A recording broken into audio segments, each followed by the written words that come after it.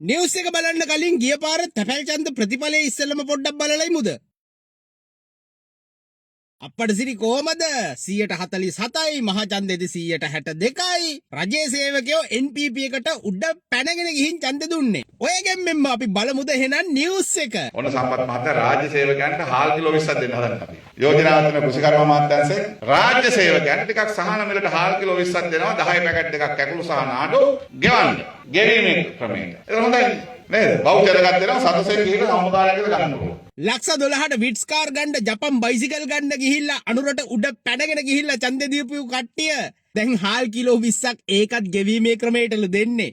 මං හිතන්නේ මාසෙකට රුපියල් 300ක් 400ක් පඩියෙන් කපා ගන්න වෙන්න ඇති දෙනවා ඇත්තේ. අයියෝ ඕගොල්ලන්ගේ ආණ්ඩුව ඕගොල්ලෝ හිඟන්නෝ ගානට දාලා සාමාන්‍යයෙන් හිඟන්නෙක් හිඟා කෑවත් දවසකට 3-4000ක් 5-6000ක් හොයා ගන්නවා. ඒ කියන්නේ රජයේ සේවකයෝ කියන්නේ හිඟන්නොන්ටත් අන්තයිද? අනුරහියා අවුරුද්දක් යනකොට ඕගොල්ලෝ හිඟන්නෝ කරා නේද? ඒ කාලේ රජයේ සේවකයෙක් කිව්වහම ලොකු ගෞරවයක් තිබ්බා. අසාද බන්දලා දෙනකොට රජයේ සේවකයෙක් නම් ලොකු සැලකිල්ලක් තිබ්බා. හැබැයි දැන් හාල් කිලෝ 20ක් ආණ්ඩුවෙන් සහනාධාර ක්‍රමයට ගන්න රජයේ සේවකයා කියන්නේ.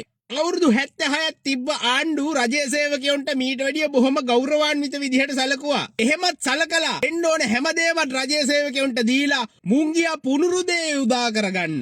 අන්තිමට ඔය ලැබිලා තියෙන කට්ටියට පුනුරුදේ දෙකොණෙන් යන්න මාස 6න් හදනවා කියලා ගත්ත රට රජයේ සේවකයනි හාල් කිලෝ 20ක් ගන්න හිඟන්නෝ දානට අනුර කුමාර මහත්තයා උගලංගව දාලා පව්